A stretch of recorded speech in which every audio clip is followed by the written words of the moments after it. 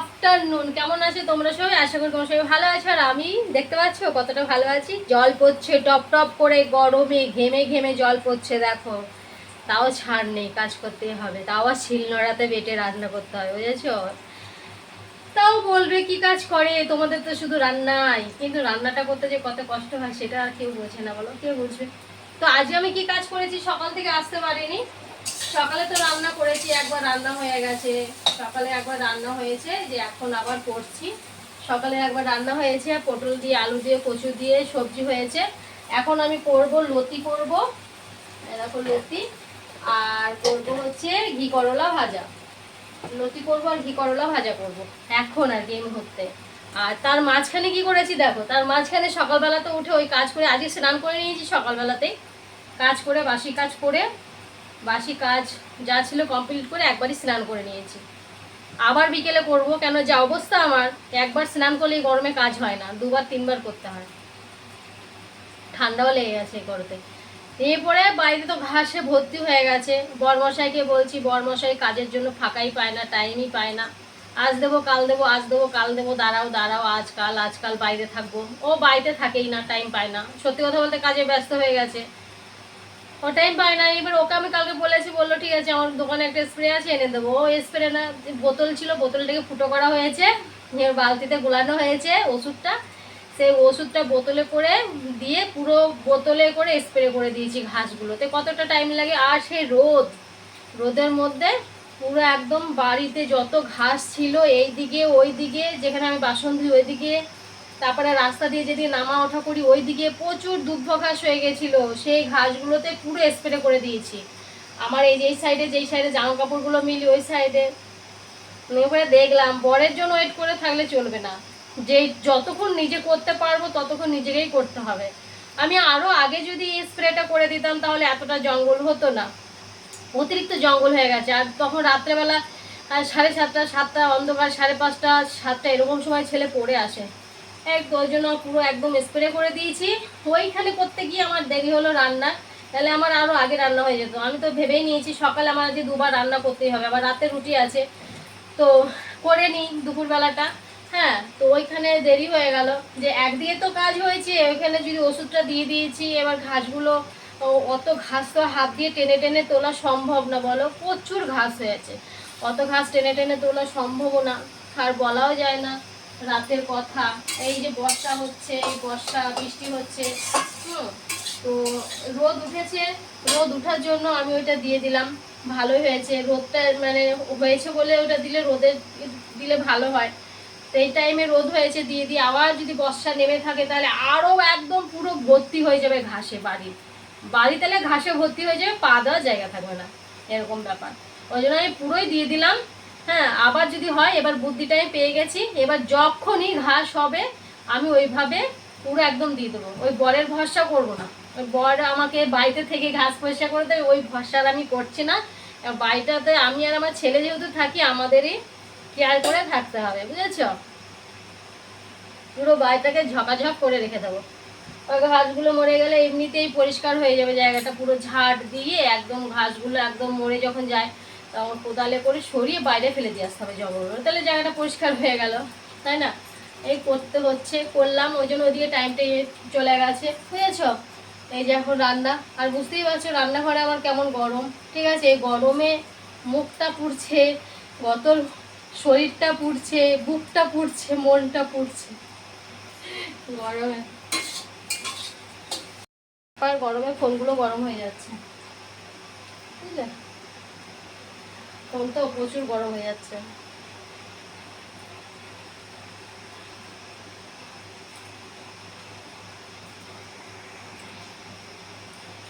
যাক, এটা রান্না হলে, লতিটা হলেই হয়ে যায়, যে ভাজাটা হলে,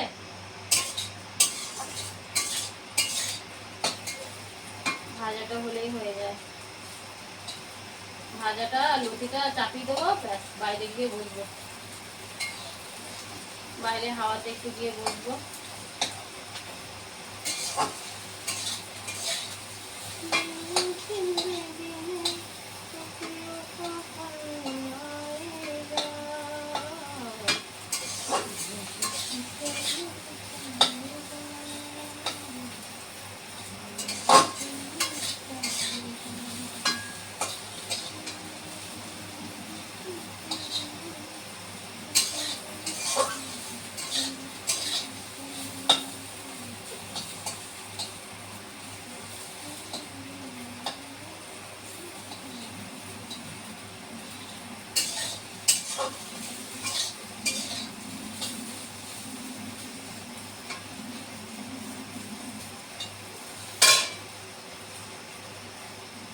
এই দেখো শিল নোড়াতে করে গরমে এই যে মশলাটা বেটে দিলাম। মিক্সচারের মশলা করলে খাবে না, ওদের পোষায় না। ছেলেও যেরকম বলবে মা, পাটে শিল নোড়াতে করে মশলা বাটতে, ওইটা টেস্টটা বেশি লাগে।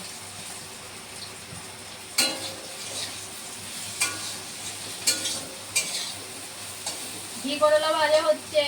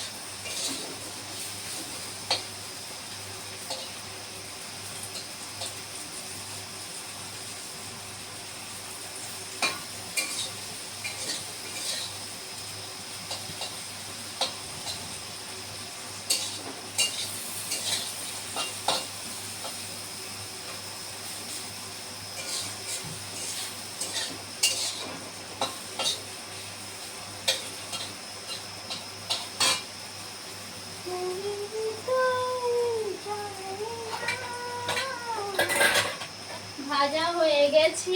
এই বাটিটা আমার খুব ভালো লাগে, এটা ভাই সে বোম্বে থেকে এনেছিল।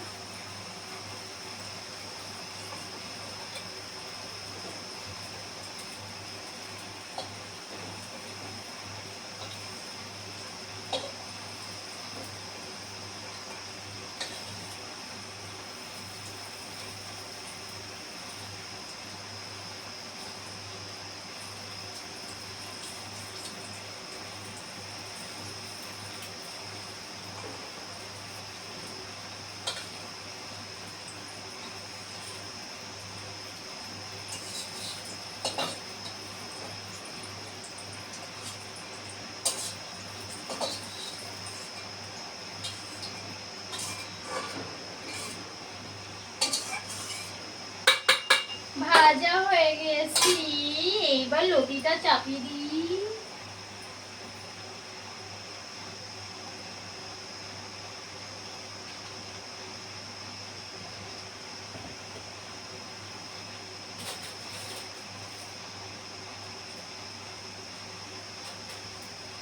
ঠিক আছে বন্ধুরা, চলো রান্নাটা করি, তারপরে আসছি। তাহলে তোমরাও আমাকে দেখে অনেক কষ্ট পাবে, কেননা দিদিভাই পুরো ঘেমে মুখ চোখ লাল হয়ে একদম অবস্থা খারাপ হয়ে গেছে। তোমাদেরও কষ্ট লাগবে যে দিদিভাই এত কষ্টর মধ্যে এই গরমে এইভাবে রান্না করছে, তোমাদেরও খারাপ লাগবে। অতএব চলো আমি রান্নাটা করে নিই, তারপরে আসছি। হ্যাঁ, একদম আজ স্টার্টও করবো অবেলায়, 5টা সাড়ে 5টায় করবো। একবার তো করেছি, একদম এসেই বিকেলবেলা করবো, কাজগুলো করে নেবো ততক্ষণে, তাই না? চলো। আর যা রোদ উঠেছে আজকে, সেই রোদ উঠেছে, বলা যাবে না, এত রোদ উঠেছে, জানো তো, ফাটাফাটি রোদ।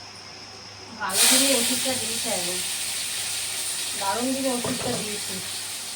চলো, বাজে হচ্ছে 8টা 10। সবাইকে গুড ইভিনিং বললাম, গুড নাইটটা বললাম না, তার কারণে এখনও শেষ করিনি, তাই গুড নাইটটা বললাম না। এখন আমি রান্নাঘরে যাচ্ছি।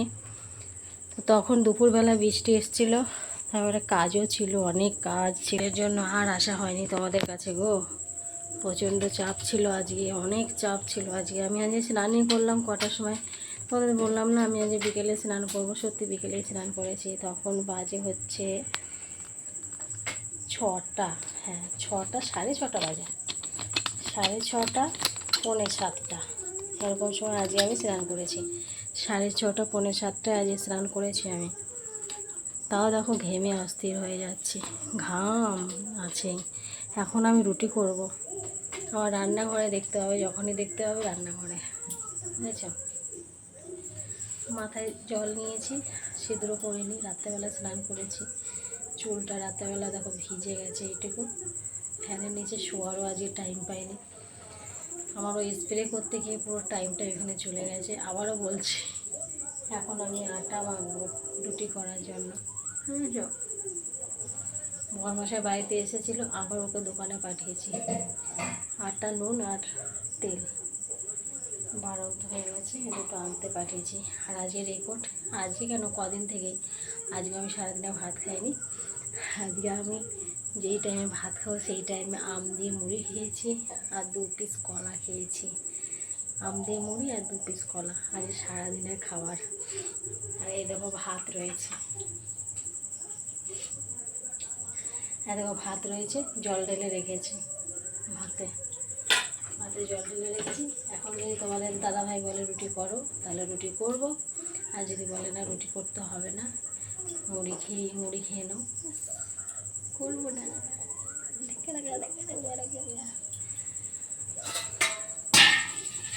এই দেখো লতির তরকারি করেছিলাম,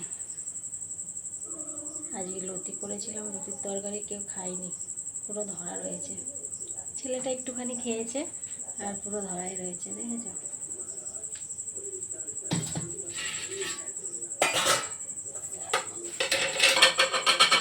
করেছিলাম ভাজা ঘি করলা,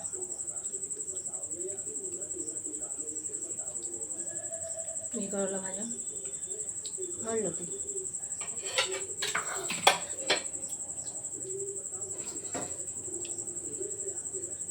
হয়ে গেল আজকে তরকারি।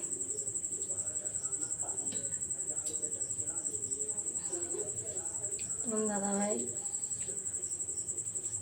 দিয়ে আসুক, আগে কি করি, না আসলে হবে না। বাপরে চুলটা একদম দেখো পুরো ভেজা। আরে চুলটা ভেজা, গরমে ভিজেছে, আবার এই যে চান করলাম তখন ভিজেছে, মানে ভেজা ভেজা কেমন হয়ে গেছে। কালকে শ্যাম্পু করতে হয় চুলটা, দেখেছো কেমন হয়ে গেছে। তেল নিয়েছিলাম, দেখো জট পাকানোর মতো হয়ে গেছে। কালকে আমি চুল বেঁধে ঘুমাইনি, পুরো সারা রাতটা চুল ছেড়ে ঘুমিয়েছিলাম, জানো তো। পুরো একদম চুল বেঁধে ঘুমাইনি কালকে, পুরো চুল ছেড়ে ঘুমিয়েছিলাম, চুল ছেড়ে পুরো।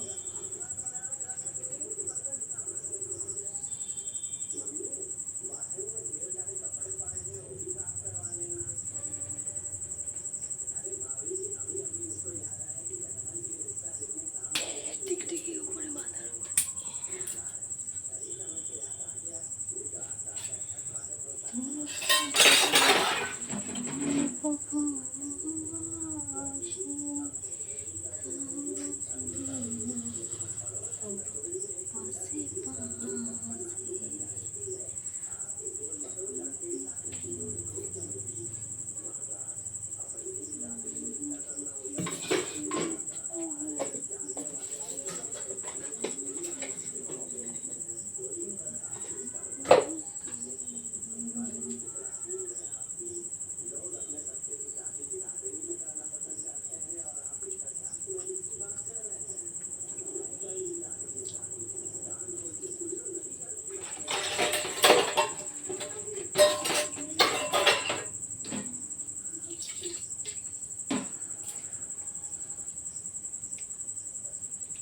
ঠিক আছে বন্ধুরা, চলো খাওয়া দাওয়া করে নিই, তারপরে আসছি না, চলো গুড নাইট বলতে।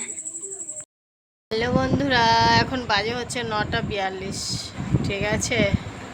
তবে খাওয়া দাওয়া করে দেখো বিছানায় চলে এসেছি, বিছানার ওপরে বসে পড়েছে। আজকে ভাবছি চুলগুলো বাঁধবো না, একটু ভেজা ভেজা আছে এই জায়গাটা, সন্ধ্যেবেলায় চান করেছি তো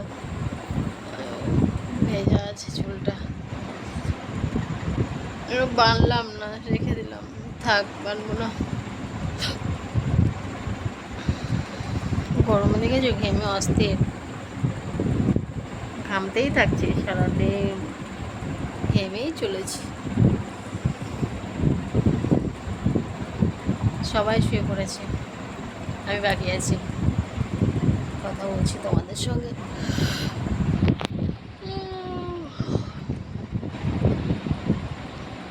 আজকে আর মশারি টানাচ্ছি না, কালকে মশারি টানিয়ে মানে ঘুম হয়নি, সেই মশারি খুলতেই হয়েছে। আজকে আর আমি মশারি টানাচ্ছি না, ওরকম আমি মশারি ছাড়াই আজকে ঘুমাবো। দেখবে কালকে পটল ভাজতে গিয়ে তেল ছিটে দেখো কেমন দাগ হয়েছে, এই যে তেল ছিটেছে, এই যে পটল ভাজতে গিয়ে কালকে রাত্রেবেলা ফটফট করে ছিটে গেছে তেল, এই দেখো দেখো তেলচেটা দাগ হয়ে গেল, বুঝেছো? এই যে ব্যাপার, শুয়ে পড়ি। হ্যাঁ, তাড়াতাড়ি আজকে তাড়াতাড়ি ঘুম হয়।